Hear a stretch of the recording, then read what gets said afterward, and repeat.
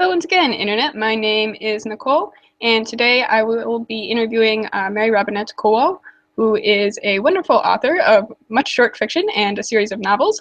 And one of her short stories, Midnight Hour, was nominated for the BooktubeSFF Awards this year. So, do you want to say hi, Mary, and maybe introduce yourself a little more if you have anything else to add? Sure. Hi. Nice to be here, and thank you all so much for nominating my book. I think the only other things to know about me, just because it's likely to come up during the course of the conversation, are that I'm a professional puppeteer and an audiobook narrator. Awesome. And if you guys have any questions for Mary, you can leave them in the chat on the sidebar, or you can tweet them at me or the BooktubeSFF Awards Twitter, and try and incorporate those as we go along. Okay, so to begin with, I wanted to talk with you a little bit about short fiction, since that's what's nominated this time around. So what is your process for writing short fiction, and does it differ significantly from writing a novel? Sure. So there's two, as you can tell, there are two parts to that question. Let me talk about the first part, the second part first, which is, does writing short fiction differ from writing a novel? And that is both a yes and a no. The individual pieces, the way you handle all of the different things like dialogue and character development, all of those, these are all tools that translate perfectly well from one to the other. Where they differ are the kinds of stories you tell, but specifically the kind of reaction that your reader is looking for when they pick up a story versus when they pick up a novel. The way I just tend to describe it is thinking of it like watching the Olympics. You have two different ways to watch gymnastics. You can watch the YouTube clip, which is a short story, or you can watch the Olympics. And when you watch the Olympics, which is the novel, you want to see the road to the Olympics. You want to see the athlete working with their coach. You want to see the warm-ups. You want to see the weird trial things. Then you want to see them go out and warm up on the mat and do their routine, and then they finish their routine. They stick the landing. You want to watch them walk off. You want to see them get hugged by the coach. You want to wait with them for the scores and then rejoice with them, and then usually you also wind up going with them to the after interview or the awards ceremony. So that's a novel. You want to immerse yourself in that and be there. And then because of that, you also need a period of time, the denouement, which helps you ease back out of that immersion. Short story is like watching a YouTube clip. You want it to start when the gymnast hits the mat, does the routine, and it stops when they stick the landing. That's it. You want that swift kick to the gut of just in gymnastics, poetry, and motion.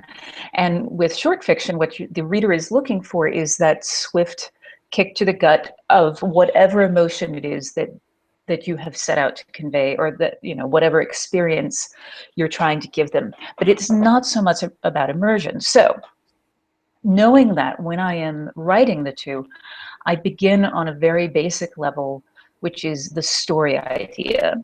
And I begin with a novel, I unpack the story idea and unpack it and try to find all of the different ways I can immerse the reader. With a short story, I pare things down and I get rid of everything that I don't need until I'm left with the core of the story, which is going to provide that emotional punch. In both cases, I can actually take the same idea and tell it as a short story or a novel, but it's going to provide very different experiences. So how do you make that decision when you're first coming up with an idea and first deciding on characters and world and all of that stuff? How do you make that decision between, is this story a short story or is it a novel? So my answer is different now that I'm established than it was when I was new. And the reason is that when I was new, I didn't know where something was going to sell. So I could very much more write it to my own specifications. So if I got into it and I started having lots and lots of ideas about it, that was an indication to me that there was enough there that unpacking it would be very easy and it could easily become a novel. And that I was excited about writing it as a novel. And this is one of the things that authors, particularly new authors, need to learn to do, is to actually trust themselves and trust their own taste as a reader. If I am excited about reading it as a novel, I should probably write it as a novel. if I'm not having like lots and lots of ideas and I'm more excited about the idea of just a single central scene, that's probably an indication that it's a short story. Where I am now, which is an established mid-career author, which sounds all shiny, most of the time what I'm doing is I'm writing something because someone has asked me to, either for an anthology that someone has, an anthology invitation, a magazine has asked me for a story, there's an editor that I like that I want to send something to, or I'm writing something, it's like I have books under contract, so I have to come up with what those books are. So now what I'm doing is approaching it from the other end. Early career, I would approach it from the idea and expand outward from there. And now I start from the parameters, which are how much space do I have and when do I have to turn the sucker in? And that constrains the story. And because I come from a theater background, I don't actually have a problem working either way. It's just, it is important to know which one you're doing when you're doing it, because it affects the decisions you're making. Gotcha. And do you want to talk a little bit about the process of getting your short fiction noticed, like in the beginning, when you were a new author, and like what that process was like? Because I've not heard that many people talk about the submission process for short fiction and how long it takes to get recognized in short fiction. Sure.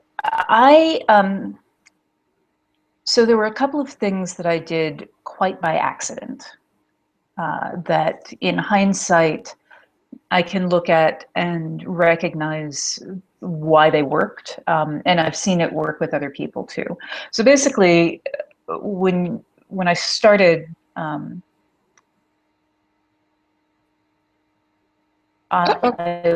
was stories that had a good beginning, a good middle, and a good end, but to 3 completely different stories that happened to be in the same place at the same time with the same characters. But it was not, they did not hold together.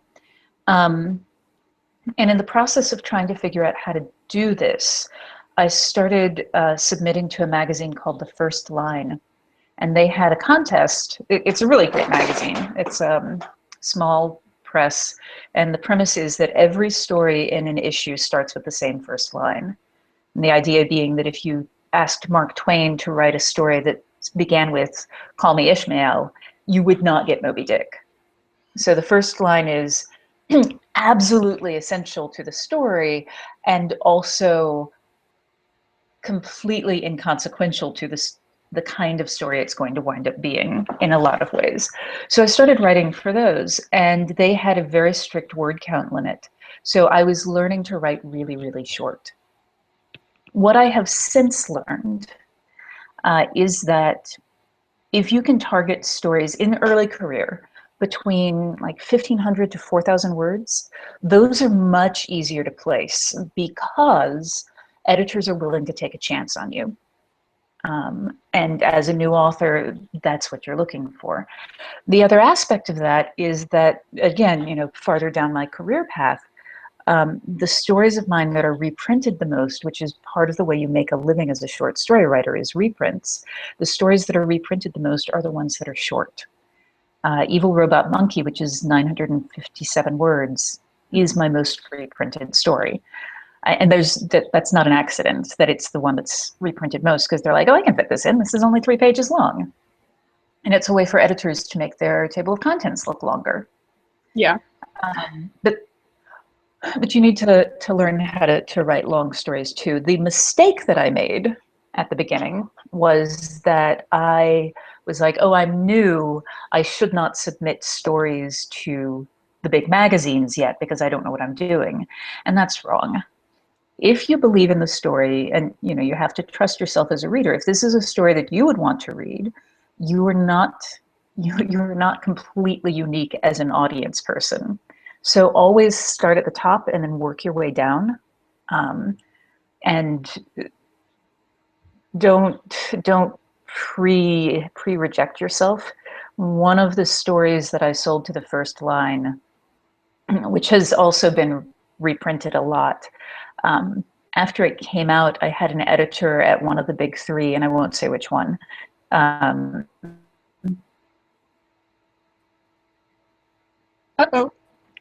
Came up to me and said,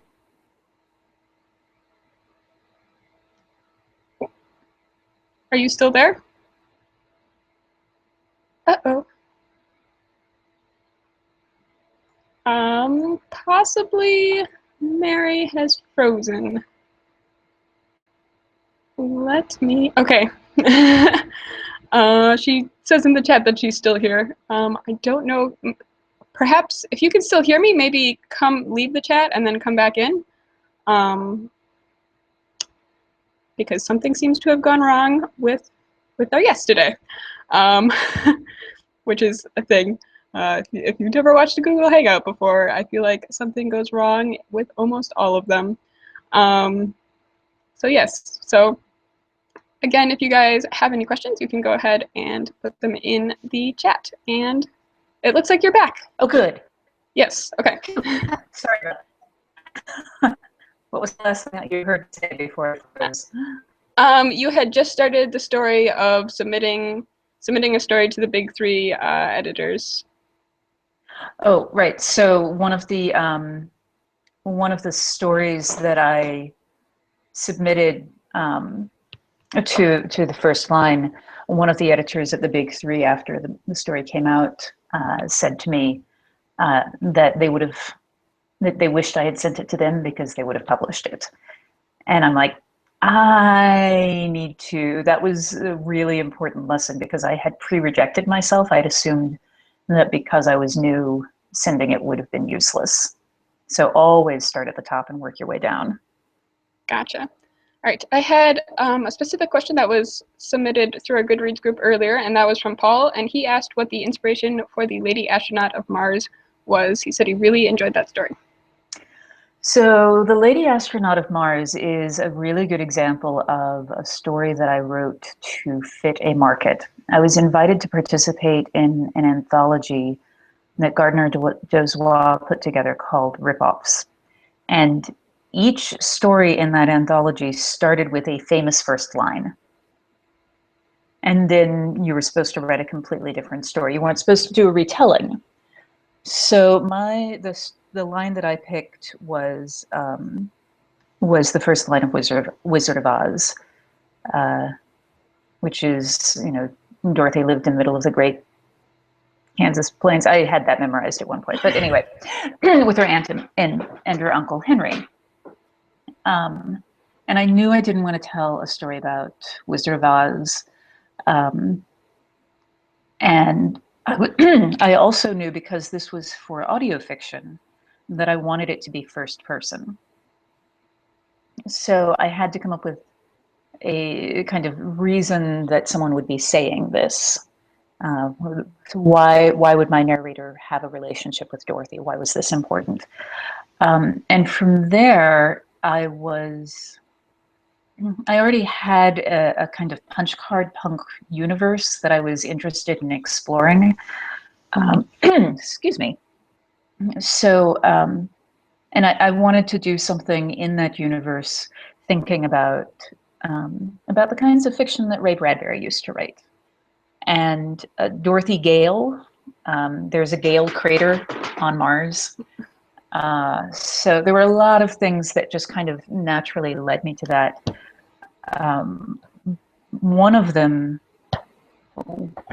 was that while I was working on it and noodling on the idea, I was helping take care of my grandmother, who was 105 at the time.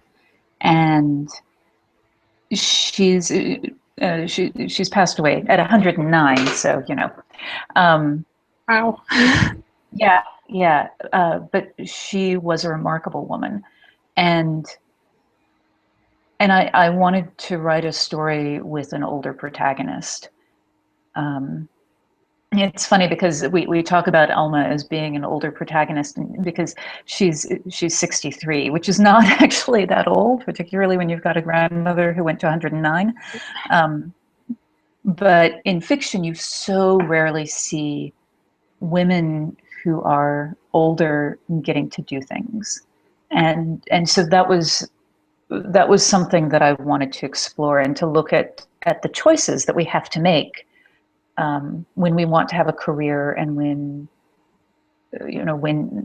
we're faced with the expectations that society puts on us, and the ways we have to conform to that. So that's basically how that came about. One of the things that's interesting to me about that one is that a lot of people will say, "Oh, I love all of the nods to Wizard of Oz," and I'm like, I cut every single nod to Wizard of Oz that I could find, except for the first sentence. So they just bring that themselves, and, which is, I think, delightful, but it's still very funny to me. All right. Do you have a favorite story of the ones you've written, or like where would you recommend people start with your short fiction? How about that? It depends on what they like to read. On my website, I have a bunch of under fiction. There's a tab for free fiction, so people can go and just read samplers. My favorite story is not necessarily my best story, but it is First Flight. Also based on Grandma, actually. She's kind of although this character is called, this character is actually named after my grandmother. And it's the story that made my dad cry. And I'm really proud of that. So that is my favorite story for that reason. All right. So I'm going to move on, switch gears a little bit, and we'll start talking about novels now. So I guess to begin with, do you want to talk about your novels? Mary has a series of novels, The Glamorous Histories, and you have a new novel coming out this year. Yes. So my novels are historical fantasy. I try very, very hard not to break history. So they're as historically accurate as I can make them with the addition of whatever magic I put in. The Glamorous Histories are basically like Jane Austen with magic. So the idea is that in Regency England, early 1800s, young ladies learned magic, which is basically, pulling light out of the ether and creating illusions. And they learned it the same way they learned painting and dancing and music. It was a womanly art. But naturally, being based on the real world, the professionals were all men, which we still see today. Cooking is considered girly. Top chefs are men. Yeah. Yep. Fashion considered, sewing considered girly. Top designers men. So there's a professional glamorist who's a man, and what precedes in the first book is pretty much a straight up Jane Austen pastiche. It's based on persuasion. People see Pride and Prejudice in it, which I totally understand, because it turns out that if you invert tropes in persuasion, you actually get Pride and Prejudice. But it is, as I say, it's that first one is pretty much a straight up Jane Austen pastiche. After that, the books have a chronological order. But they are each standalone, so you can actually jump into the series at any point. The second book is a spy novel, wartime Napoleonic spy novel disguised as a Regency romance. The third book is basically a political courtroom drama disguised as a Regency romance. The third book is, if Jane Austen wrote Ocean's 11, so it's a heist novel disguised as a Regency romance. And the last book is, I joke that I have created Regency Grimdark because I send them to Antigua. So the whole book is set on a slave plantation, and I do not pull punches, and I do not clean up. As I say, I try to make these historically accurate, so that book can be uncomfortable to read sometimes. But it's they're still born in a Jane Austen drawing room, so you still get your pretty dresses and your banter. The new book, Ghost Talkers, is also historical fantasy and has nothing to do with the Glamorous Histories. World War I, the idea is that the British intelligence department has created a group of mediums called the Spirit Corps. And when soldiers die, they are trained to report in, so they're getting instant troop updates. And then the Germans figure out what they're doing and try to target the mediums. So wartime spy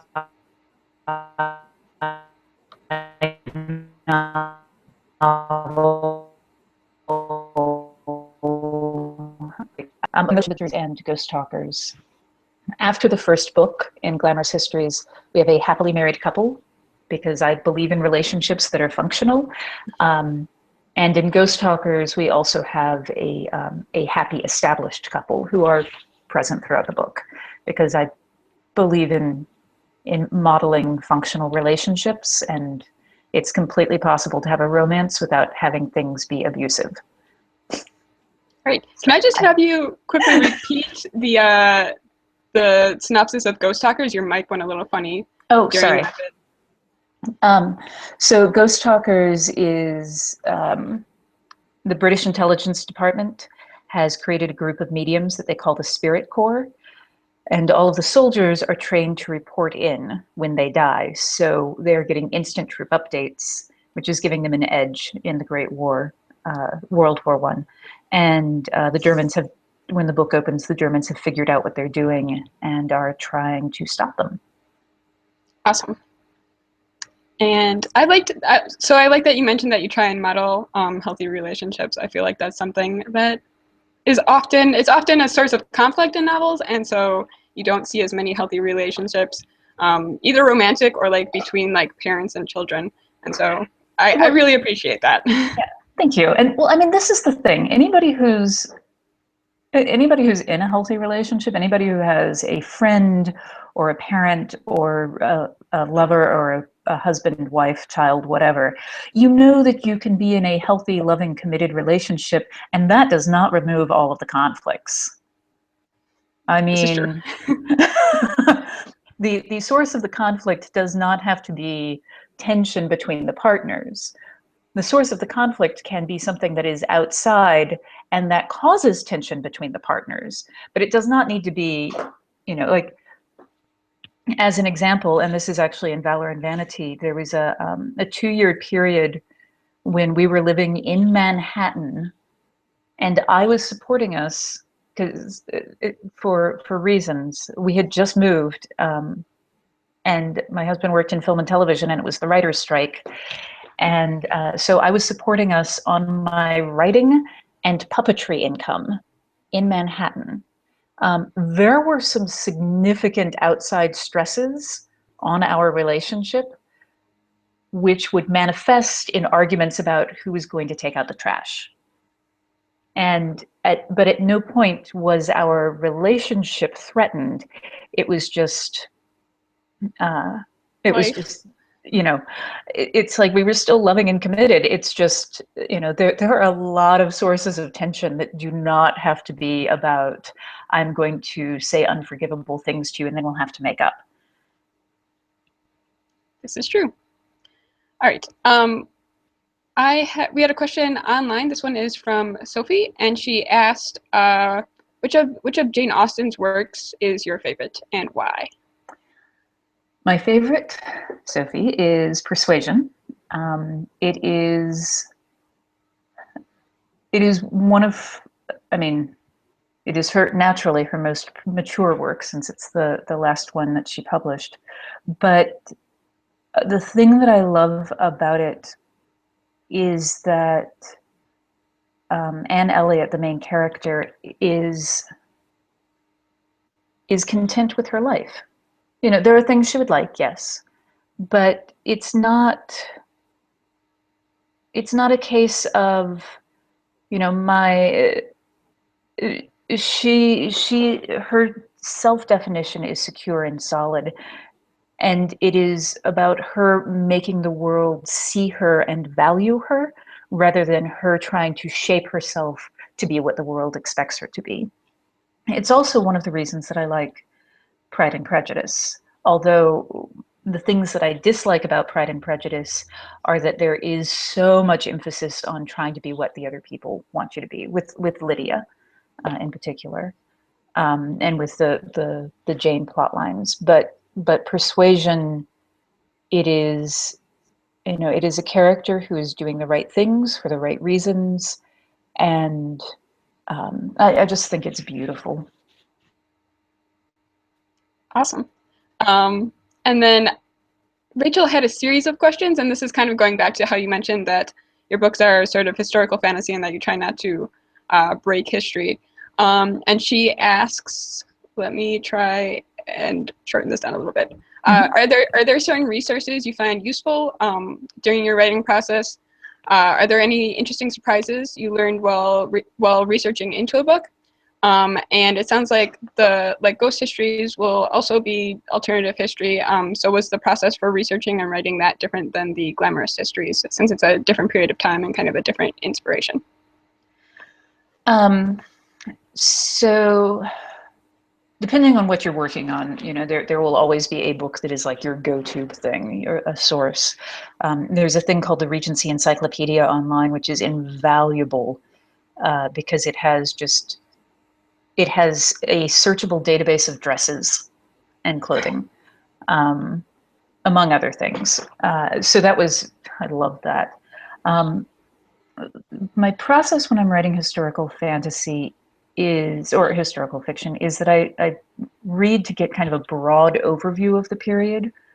And then I kind of come up with what my general, like I do what I call a thumbnail sketch, which is a very, very brief synopsis, about a paragraph long. And that allows me to kind of narrow my focus, and then I begin researching. And hang on just a second, I'm going to grab a visual aid. Sure. Which is just, see, you can still see my hand. Okay, this is my collection of books for ghost talkers. So once I know kind of really what it is that I'm looking for, I prefer to, I do online research, but I prefer print, just mostly because of the way my brain works. And as you can tell, I like my little tabs here. But once I start focusing in, like this one is about, I knew that I was doing the Battle of the Somme, so this is soldiers at the front. Very focused on women, so fighting on the home front, fantastic book. Nurse at the front. So I was looking for books that had a focus on women's roles. Letters from the Lost Generation, first-person accounts, as well as battle. Actually, these three are first-person accounts. And where possible, I like to go with primary sources. Okay. Because those are written by people in the period, for people in the period. But having an overview, like Fighting on the Home Front by Kate Adie, was incredible because it pointed out things that I wouldn't have thought to research. And I picked up a lot of details for the books from that. But my favorite resource, because you did ask for one, is, in addition to all of these, reference librarians are gods. And they love answering questions from writers. The most common question a reference librarian gets is, where is the bathroom? So when they get a writer who comes in and says, I need to know about, here's an actual question I asked a reference librarian, which is, I need to know how beans were sold in Venice in 1817. That is a pretty specific question. Yeah, well, and that's the thing, is that you want to go in with questions that you can't answer on your own. You know, and when you ask the reference librarian, you need to be able to tell them, these are the search terms I've used, these are the resources I've looked at, so that they don't duplicate effort you've already done. It's very interesting. So, so do you read a lot of novels set in that period? Like, I would assume for the glamorous histories, you've read some of Jane Austen's novels. Like for Ghost Talkers or something, did you read like works from mediums at the time to help? Yes, I did actually. Oh, well, the book that was my touchstone for mediums for that one is actually from 1935. So, and Ghost Talkers is in 1916. So it's a little later, but and that's called How to Develop Your Psychic Powers, which was great. For the book itself, I read Story of a Farm in Africa, which is written earlier, but These folks, the people in this, Vera Britton and her brother and fiance, they all really latched onto this book as it was an early example of feminism. So it was a book that had shaped that generation. So one of the things that I try to do is read things from that period, but also read things that they would have read, because that helps me understand a little bit more of the mindset. I was reading a lot of books by Myrtle Reed, who was an author, very popular. And oh, you have a kitty. Yes. The weird background noise is that my cat has decided that it's time to run around the house like a maniac. Yes. Invisible demons. Yeah, we get a lot of those. Actually, I'm gonna. No, there's too much. I was about to say, here, let me show you my books, but there's too much reflection on the glass, and you don't want to walk with me.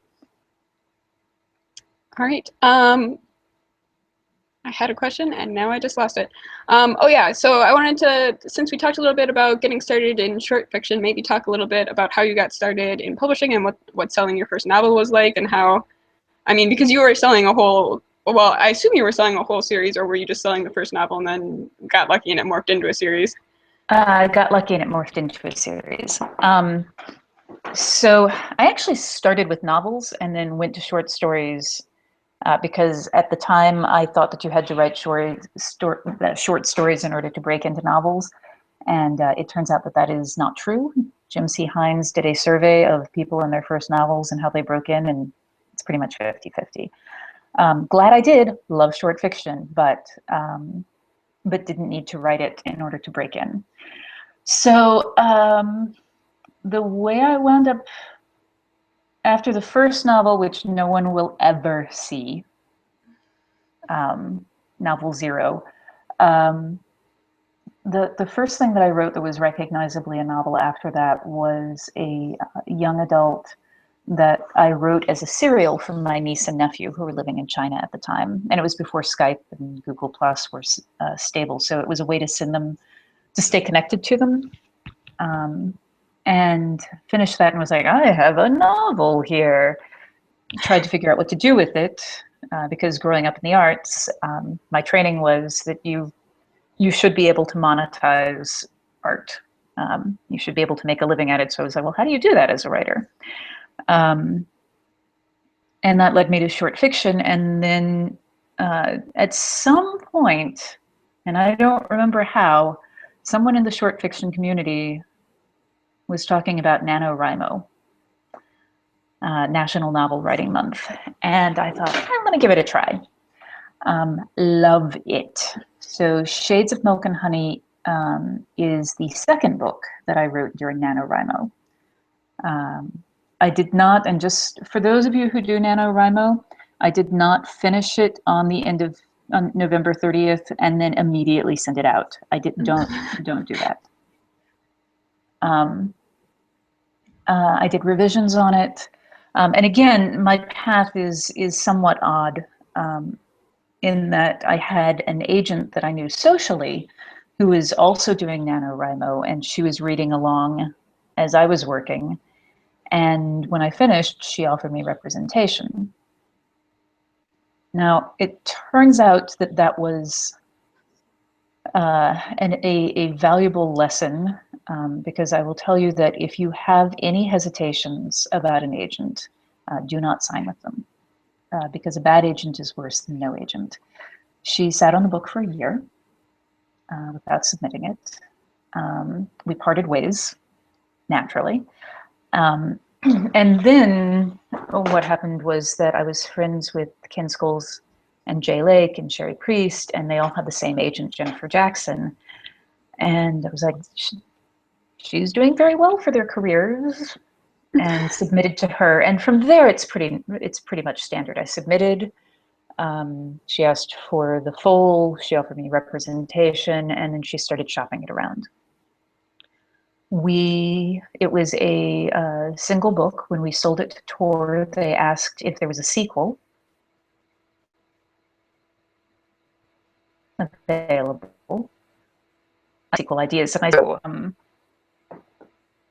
because when someone tells you that they want 2 books, you just say yes when you're young or new. But the truth is that what I had been doing, my strategy had been that each novel that I was writing was in a totally different genre, because I had seen from watching my friends that what would happen is that they would have trouble selling their first book, but sometimes they would sell their second, third, fourth book. And I knew that what happened is the agent would say, oh, I like this writing, but I can't sell this. Do you have something different? And I wanted something different. But with each of them, I had kind of series potential. So we sold them the first 2 books, and then they wanted, after the first 2, they asked for 3 more. And I wanted to cap the series at 5 because I fatigue as a reader after about 5 books.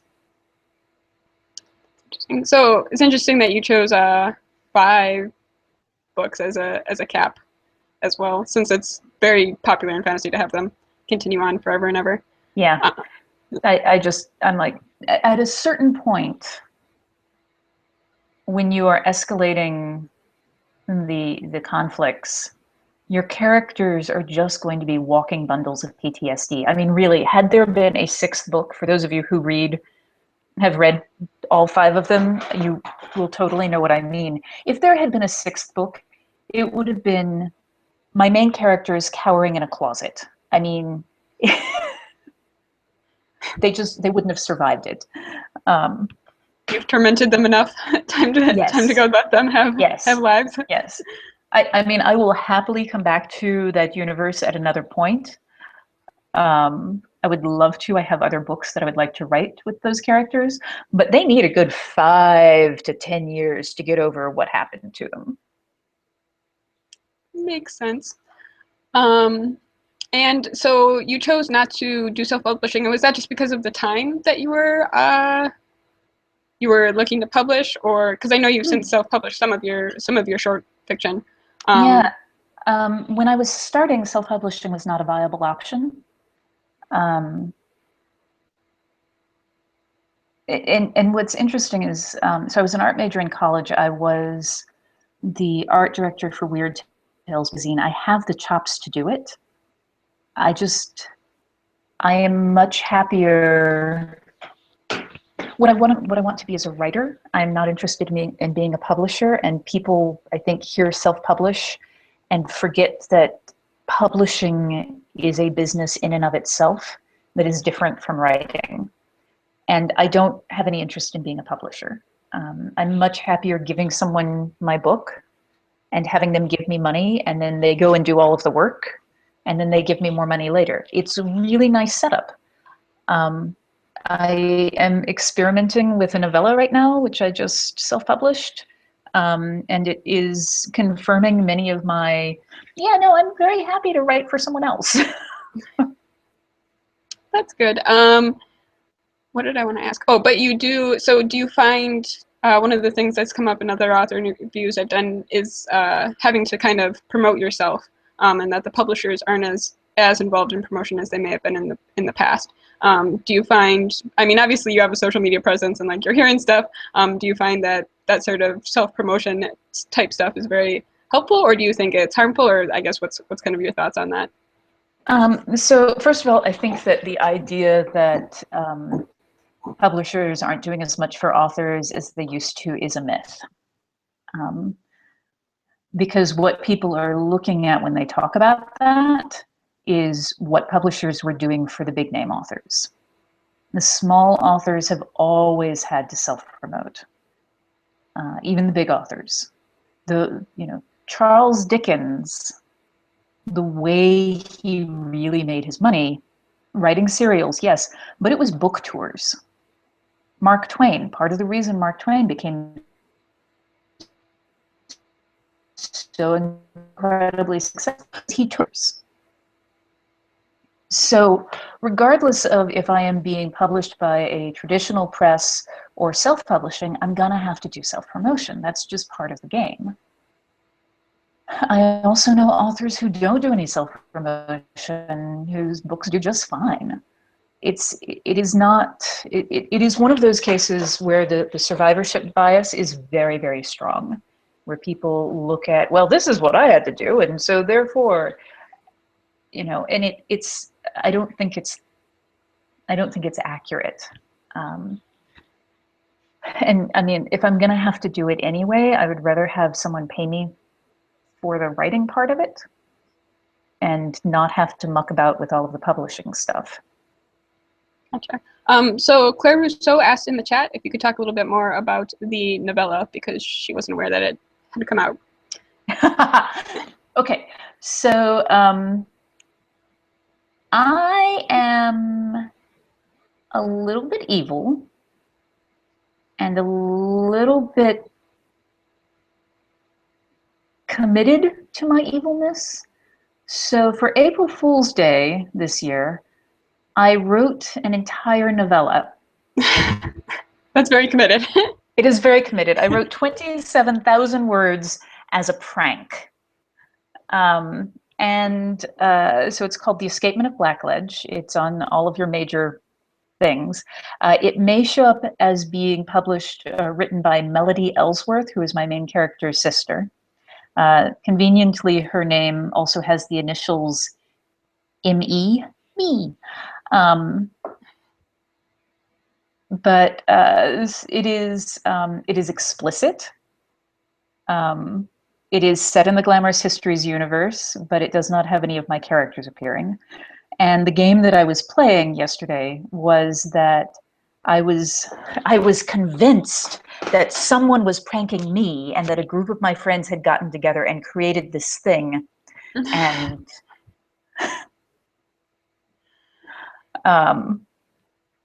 so the game... You're trying to convince other people that they had pranked you?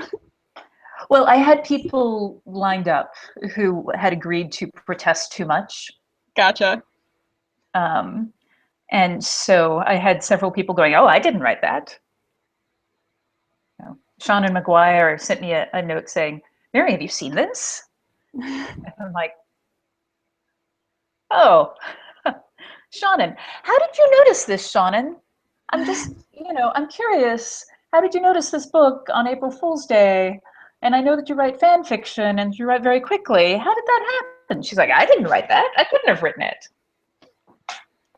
All right. That sounds very entertaining. Is there like a Storyfy of the tweets or something? I need to put a Storyfy together. I have not yet done that. That's on my list today.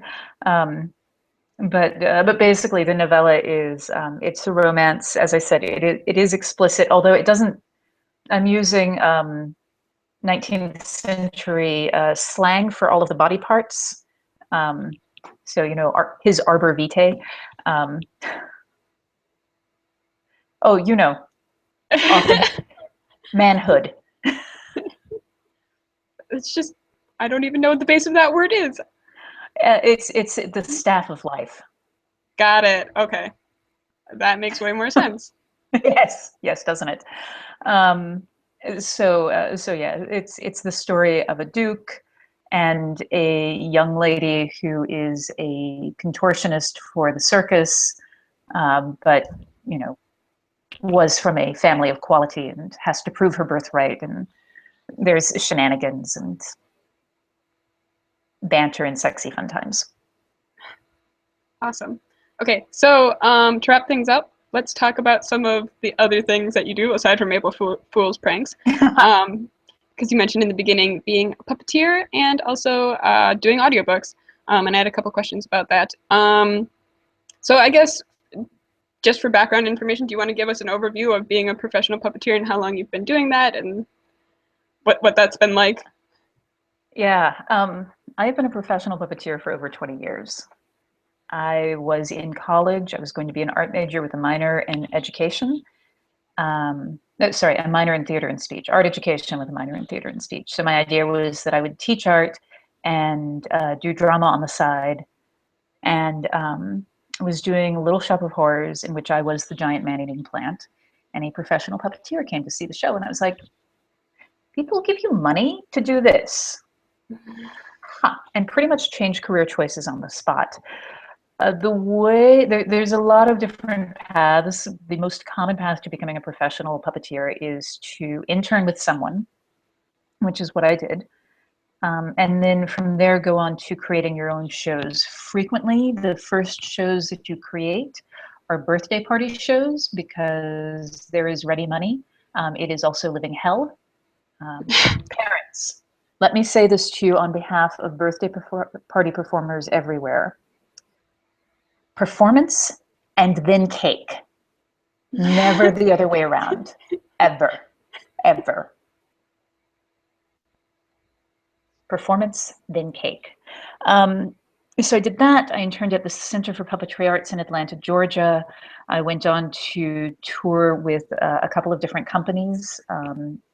If you were in Idaho between 93 and 96, I performed at 80% of the elementary schools, and chances are I performed for you. But I've toured all over the United States. I think there's like 7 states that I haven't performed in.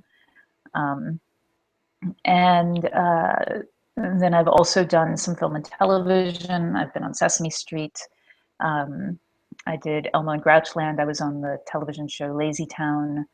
So it's very, basically, if you hand me an inanimate object and money, I will make that object come to life. That's what being a professional puppeteer is. Awesome. So one of the questions that we had was from Mo, and that is, what is your favorite Muppet? Or who is your favorite Muppet? Ernie. Any particular reason why? Oh, what? Darn it. I thought I could get away with a short answer because I've been giving long, rambling ones. I'm a prankster. Ernie was the trickster Muppet. Gotcha.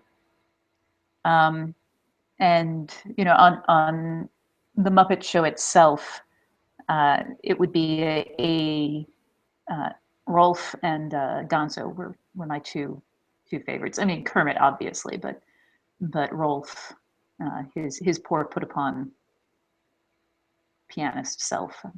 I understand you. And then the other question on this we had was from Bree, and that was, how did your time as a puppeteer influence your writing? That is a very long answer. Fortunately, you can go to Writing Excuses season 3, episode 14, I think.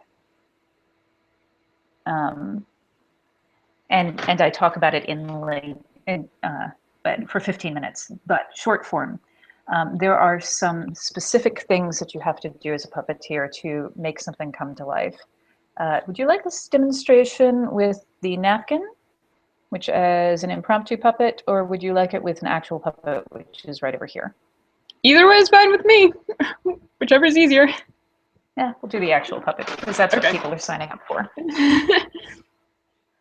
All right, I'm gonna slide slightly over to get myself out of the frame here, somewhat. Okay, all right. So there's a couple of things that make a puppet come to life. One of them is focus. What you're looking at is what you're thinking about. So thinking of you, thinking of her.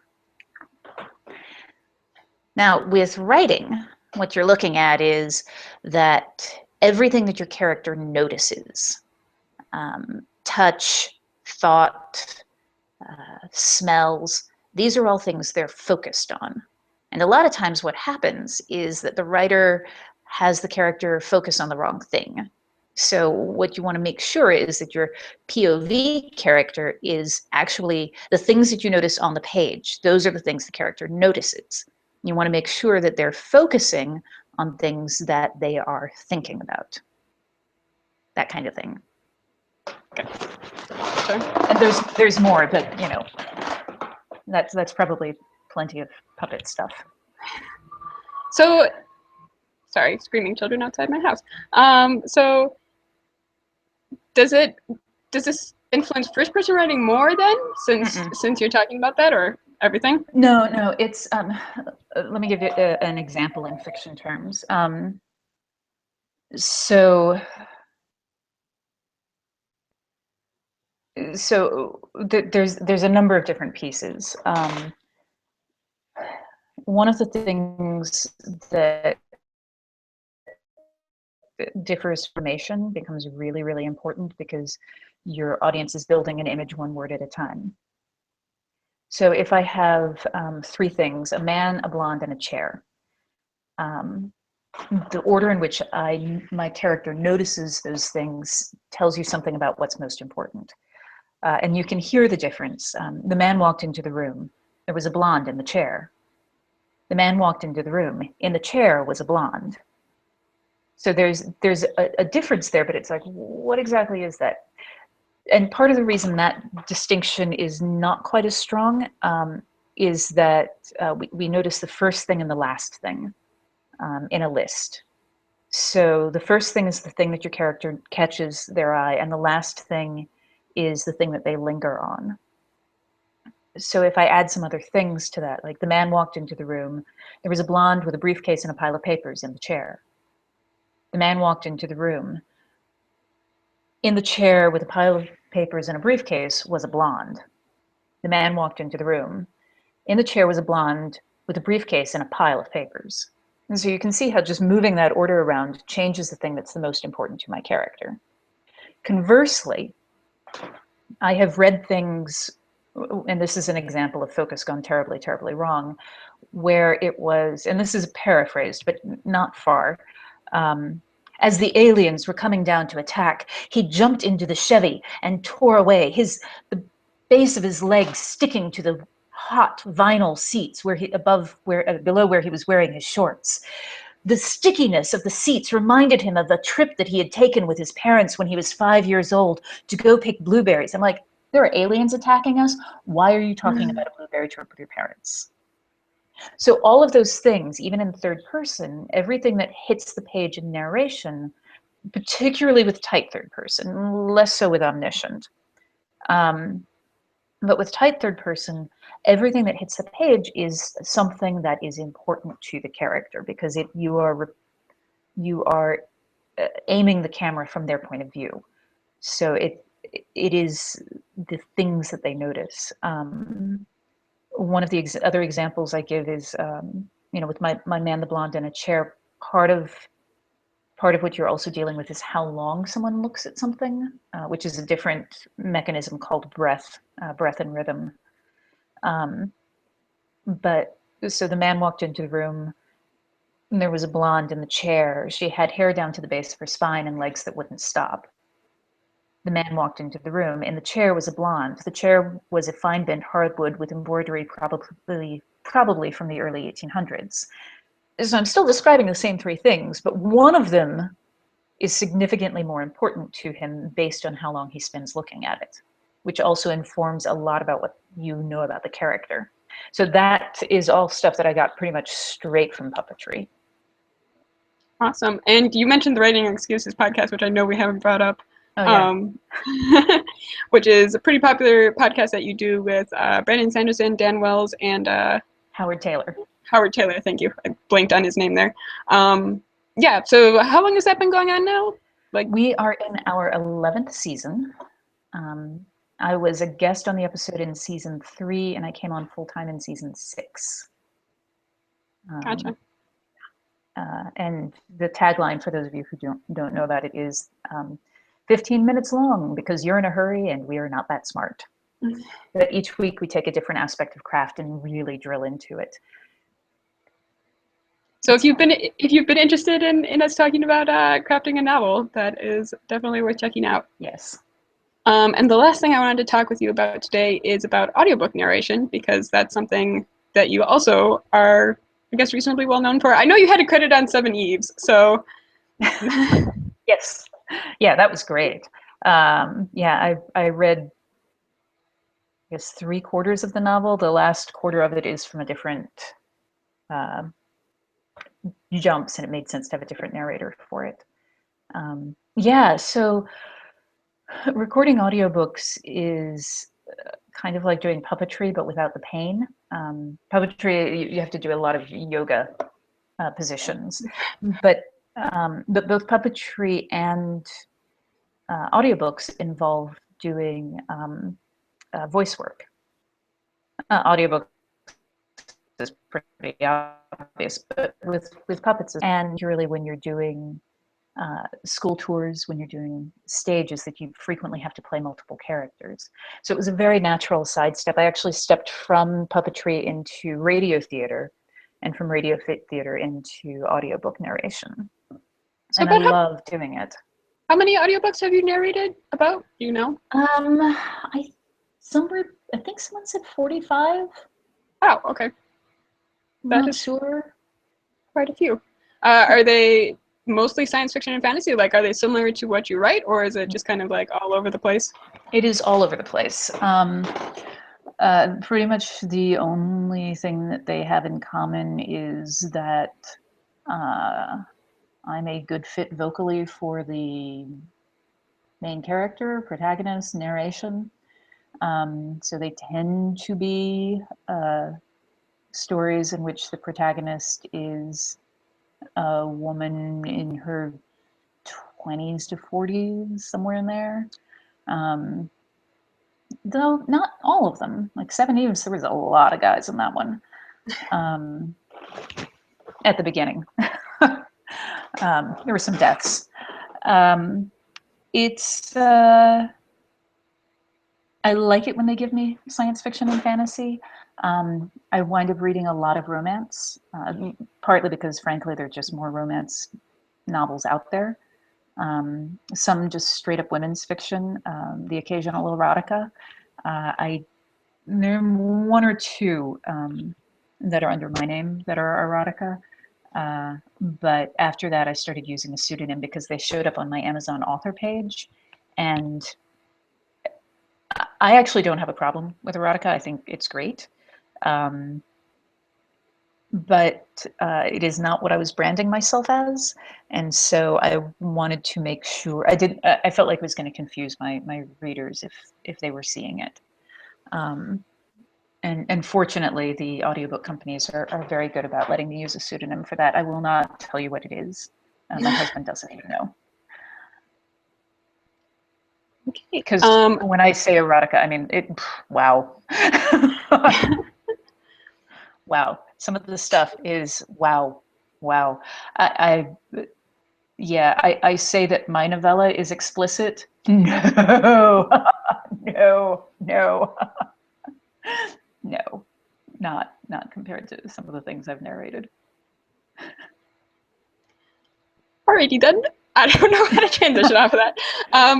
If anyone who's watching has any questions, let us know in the chat because we're going to be wrapping up pretty soon. And so if you have any that you want to get in, let me go ahead and ask them now. The last pre-prepared question we had was about audiobooks, and that is from Sophie on the Goodreads group, and she asked, which has been your favorite to record, which after we talk about erotica is kind of what kind of answer are we going to get here? That's tough. I will tell you the qualities that make me enjoy recording an audiobook.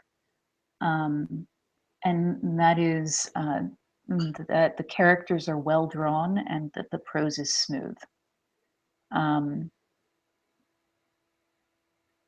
So writing developed to convey the spoken language.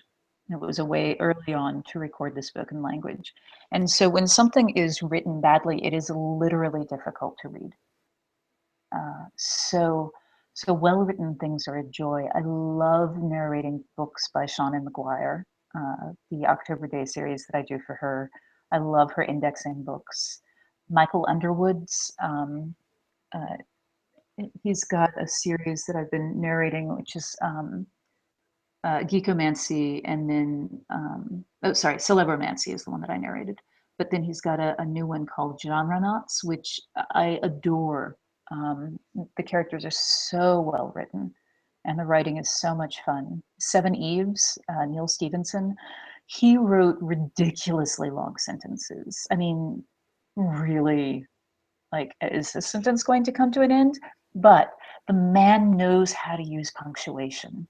And so they were not difficult to read.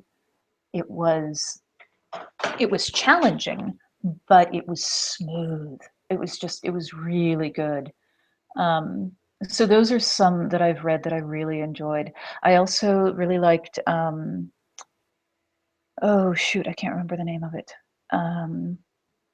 A Wilder Rose, which is the story of Laura Ingalls Wilder's daughter, Rose Wilder, who was a incredibly successful professional novelist, very well read, was supporting her family during the Great Depression with her fiction, and Ghost wrote the Little House on the Prairie books. And so this is, it's beautifully told. It's a narrative, it's a fictional account in the same way that the Little House on the Prairie books are fictional accounts of Laura Ingalls Wilder's childhood. So this is taking real life and making it into a novel. So it is not, she's rolled characters together and stuff like that, but it's just a really beautiful portrait of what it's like to write when you have depression, what it's like to struggle and make boundary choices as an artist. It was really lovely. House of Hawthorne, similarly, just really beautiful, beautiful prose in that. And I'm so sorry that I'm blanking on the author's name for that one, for both of them, because they're wonderful writers and I would read anything that they wrote if I was asked. So I don't have a favorite. Sorry, I have lots of favorites. I have many favorites. Awesome. And so that is all for the questions. So do you have anything, I guess, where can people find you on the internet, and when is the new book that we talked about, Ghost Talkers, coming out, and those details just to close us out? Okay, you can find me on the internet at maryrobinettekowal.com, my entire very long name. I will tell you that it is unique enough that if you misspell it badly in the Google search, you can still find me. Then, my books are in the major bookstores. Oh, fanciness. Ghost Talkers comes out on August 16th. I will be going on tour, but I don't know where yet, so keep an eye on my website for that.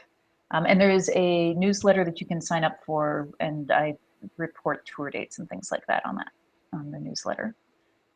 That's what I can think of. Yeah. All right, awesome. Thank you for joining me today. And with that, I'll say goodbye to everyone, and have a good rest of your Saturday.